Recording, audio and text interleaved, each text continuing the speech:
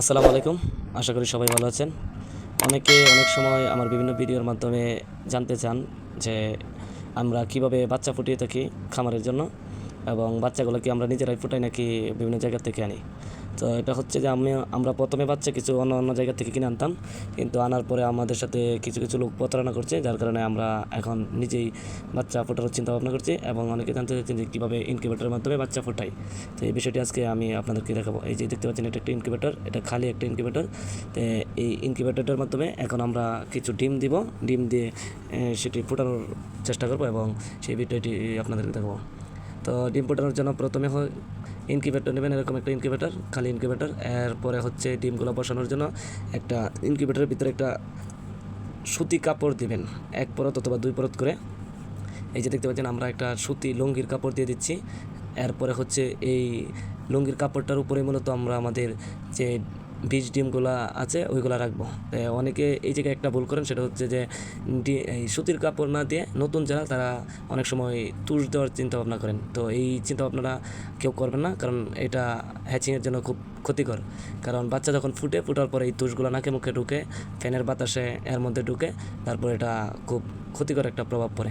তো এই যে আমরা সুন্দর করে আমাদের কাপড়টা বিছাই নিয়েছি, এখন এটার মধ্যে আমরা আমাদের ডিম দিব। তো এই যে বক্সটা দেখতে পাচ্ছেন, এই বক্সটার মধ্যে হচ্ছে আমাদের ডিম। আর আপনারা অনেকেই জানেন যে আমাদের এখনও ওইরকম মুরগি নাই যেগুলো যে ডিম দেওয়ার মতো মুরগি না থাকার কারণে আমরা এই ডিমগুলো আলাদা অন্য জায়গা থেকে কিনে আনছি। তো একটা বিষয় বলে রাখি, যারা এরকম দূর থেকে ডিম কিনে এনে ইয়াতে বসাতে চান, তাদের জন্য বলতে চাই, তারা হচ্ছে যে ডিম কীভাবে আনবেন। অনেকে চিন্তা ভাবনা করে ডিম কীভাবে আনেন। অনেক নতুন খামারি আছে, ওরা দিয়ে দেয় ডিমগুলা, একটা ডিমের যে ক্যারেটগুলো আছে ওর মধ্যে ভরেই ডিম দিয়ে দেয়। তো আমরা যারা প্রথম ডিম বসাই, তারা তেমন একটা কিছু জানি না, বুঝি না, যার কারণে এরকম ডিম নিয়ে আসি। তো এইভাবে ডিম আনবেন না। ডিম আনতে হলে হচ্ছে একটা বক্স, এরকম একটা কার্টুন নেবেন, কার্টুনের ভিতরে প্রথমে নিচে কিছু তুষ দেবেন, তারপরে আবার ডিম দেবেন। আচ্ছা, তাহলে চলুন আমরা এই কার্টুনটা আনবক্সিং করি, দেখি কীভাবে আমরা ডিমগুলো আনছি দূর থেকে। তো আজকে যেভাবে দেখাবো, আশা করি এইভাবেই আনার চেষ্টা করবেন সবাই। তো এই যে আমরা ট্যাপগুলো কাটতেছি একটা ব্লেড দিয়ে ট্যাপগুলো কাটা হলে দেখতে পারবেন যে ভিতরে ডিমগুলো কী অবস্থায় আছে। এই যে আমাদের কাটা শেষ, এখন দেখতে পাচ্ছেন কিছু তুষ। অনেকে হয়তো অবাক হবেন যে বক্সের ভিতরে শুধু তুষ, ডিম নাই, কিন্তু না, এই যে দেখেন ডিম হচ্ছে তুষের ভিতরে। তো যারা দূর থেকে ডিম আনেন, তারা হচ্ছে এইভাবে ডিম আনবেন। প্রথমে নিচে কিছু তুষ দিবেন, তুষের পরে ডিম রাখবেন সারি সারি বসায়, তারপর আবার তুষ দিবেন, তুষ দেওয়ার পরে আবার ডিম রাখবেন, ডিম রেখে এইভাবে ডিম আনবেন। এইভাবে ডিম আনলে হচ্ছে ডিম লাড়াচাড়া খায় না, যার পরে ভ্রূণ নষ্ট হয় না। লাড়াচাড়া খাইলে অনেক সময় ডিমটা জমতে চায় না, যার কারণে জমে না, হ্যাচিং রেটটা খুব কম আসে। তো এইভাবে আনলে আপনি ডিমটা লাড়াচাড়া খাবে না, ফলে হ্যাচিং রেটটা খুব ভালো আসবে, অল্পতেই ডিমটা জমবে। আর আমরা এই যে ডিমগুলো তুলতেছি এখন এক এক করে তুষের মধ্য থেকে, তারপর হচ্ছে ডিমগুলো আমরা ধুয়ে মুছে নেব একটু। তো আপনারা চাইলে অনেকে ধুয়েও নিতে পারেন, যারা ধুয়ে নেবেন তাদেরকে বলবো, ধুইতে হলে অবশ্যই একটা পটাশ মিশ্রিত পানিতে ধুইবেন। ধুয়াটা ভালো অনেক, ধুইলে হচ্ছে যে ডিমের মধ্যে যে রোগ জীবাণুগুলো থাকে এগুলো নষ্ট হয়ে যায়। তারপরে একটা পিওর একটা ডিম থাকে, এটা ইনকিউবেটরে দিলে বাচ্চা ফোটার পরে বাচ্চার স্বাস্থ্যগত মান অবশ্যই ভালো থাকে। তো আমরা আমাদের যেহেতু তেমন একটা সময় নাই, এই জন্য আমরা হচ্ছে ডিমগুলা ধুইতে পারতেছি না। তো আমার বিশ্বাস, না ধুলেও সমস্যা হবে না তেমন, কারণ ডিমগুলা আমি যে খামার থেকে আনছি, খামারটা খুব পরিষ্কার, এই যে ডিমগুলোও খুব পরিষ্কার ডিম। তো আমরা এক এক করে তুষের ভিতর থেকে ডিমগুলো বের করবো প্রথমে, তারপরে হচ্ছে এই ডিমগুলা একটা কাপড় দিয়া পরিষ্কার করে নেব। পরিষ্কার করার পরে ইনকিউবেটরের মাধ্যমে বসাই দেবো। তো এই যে এখন দেখতেছেন আমরা এক এক করে সবগুলো ডিম তুলতেছি। তো আমাদের ডিমগুলো প্রায় তোলা শেষ। এই যে সবগুলো ডিম তুলে এখন আমরা একটা পরিষ্কার পাতলা কাপড় দিয়ে সেগুলো মুছে নেব। তো মোছার সময় অবশ্যই খেয়াল রাখতে হবে যাতে কোনোভাবেই চাপ প্রয়োগের ফলে ডিমগুলো ভেঙে না যায়, কারণ একটা ডিম ভেঙে গেলে একটা ডিম কমে গেল, তো এই মুহূর্তে তো আর একটা ডিম সংযোগ করা সম্ভব হবে না। তো একটু এইদিকে খেয়াল রাখবেন, যত্ন সহকারে ডিমগুলো মোছার চেষ্টা করবেন। যত্ন সহকারে ডিমগুলো মুছলে আপনার ডিমগুলো নষ্ট হওয়ার সম্ভাবনা থাকবে না। আর অতি চাপের ফলে যদি আপনার ডিমগুলোর ভিতরে ইয়াগুলো নাড়াচাড়া খায়, তাহলে এই আগের মতো একটা সমস্যা হবে। তো এই জন্যই সব দিকটা একটু খেয়াল রেখে একটু সময় নিয়ে হলেও আস্তে আস্তে করে মুছবেন। আমরা আস্তে আস্তে করে সবগুলো ডিম পরিষ্কার করে নিচ্ছি, এবং এই ডিমগুলো পরিষ্কার করার পরে আরেকটা কাজ আছে, সেটাও আমি আপনাদেরকে এখনই দেখাবো। ডিমগুলো পরিষ্কার শেষ করে নেই। পরিষ্কার করার পরে যেটা করতে হবে সেটা হচ্ছে ডিমগুলোকে মার্কিং করতে হবে। মার্কিং করার কারণটা হচ্ছে এই জন্যই যে আপনি ইনকিউবেটরের ডিমগুলো বসানোর পরে এই ডিমগুলো যে লাইটের তাপটা থাকে ওই তাপটা একটা পৃষ্ঠায় লাগলে ডিমগুলো সিদ্ধ হয়ে যাওয়ার সম্ভাবনা থাকে। তো এই জন্য এই যে দেখেন আমরা মার্ক করে নিতেছি।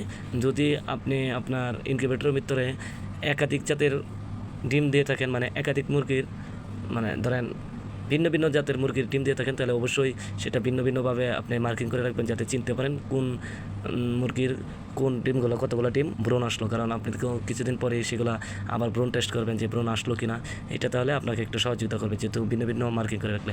তো আমরা যেহেতু এখানে 2টা জাতের মুরগির ডিম আছে, এই জন্য আমরা 2 রকম মার্কিং করে রাখবো। এটা হচ্ছে টাইগারের, এই জন্য আমরা প্রত্যেকটা মুরগির ডিমের গায়ে টি লিখে রাখছি যাতে সহজে আমরা বুঝতে পারি যে এটা টাইগার।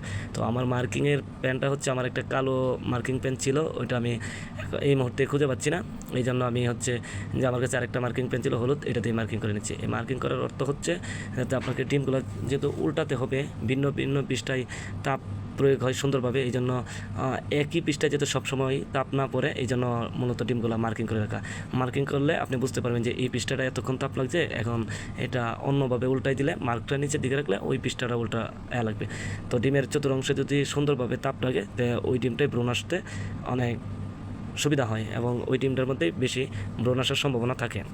তো এই জন্যই আমরা হচ্ছে ডিমগুলোকে মার্কিং করে নেব আস্তে আস্তে করে সুন্দর করে। তো এক এক করে সবগুলা ডিমকেই আমরা মার্কিং করব। এই যে আপনারা দেখতে পাচ্ছেন যে আমরা এক এক করে সবগুলো ডিম মার্কিং করে নিচ্ছি। এরপর হচ্ছে মার্কিং করার শেষে আমরা এই ডিমগুলা ইনকিউবেটরে বসাবো। তো দেখতে দেখুন কীভাবে আমরা মার্কিং করি। তো আশা করি সবাই বুঝে গেছেন কীভাবে মার্কিং করতে হবে। এখন আমরা ডিমগুলো ইনকিউবেটরে বসাবো। তো এই যে ডিম ইনকিউবেটরটা দেখছেন, এই ইনকিউবেটরটা সম্পূর্ণ খালি, একটা জাস্ট একটা সুতি লুঙ্গির কাপড় বিছিয়ে রাখছি, এর উপরে আমরা আমাদের ডিমগুলা বসাবো। তো এই যে পুরো ইনকিউবেটরটা দেখতে পাচ্ছেন সুন্দরভাবে প্রথমে দেখাই নিচ্ছি। এরপরে হচ্ছে এই যে আমরা ডিম দেওয়া শুরু করছি। ডিমগুলো এরকম সারি সারি করে রাখবেন যাতে উল্টাতে সুবিধা হয়। আর আপনার ডিম যদি খুব বেশি না হয় তাহলে একটু পাতলা পাতলা করে রাখার চেষ্টা করবেন। আমরা সবসময় করি হচ্ছে যে ইনকিউবেটরের ধারণ ক্ষমতা যা থাকে তার থেকে 4-5টা ডিম কম দেওয়ার চেষ্টা করি, যাতে ডিমগুলো সুন্দরভাবে একটু জায়গা নিয়ে থাকতে পারে।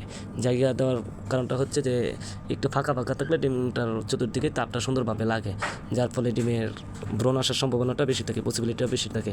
এই জন্য আমরা ধারণ ক্ষমতার চাইতে বেশি ডিম কখনো দেওয়ার চেষ্টা করবো না। সবসময় চেষ্টা করবো আমরা ধারণ ক্ষমতার চাইতে 2-4-5টা ডিম কম দেওয়ার, যাতে আমরা এটা নাড়াচাড়া করতে সুবিধা হয়।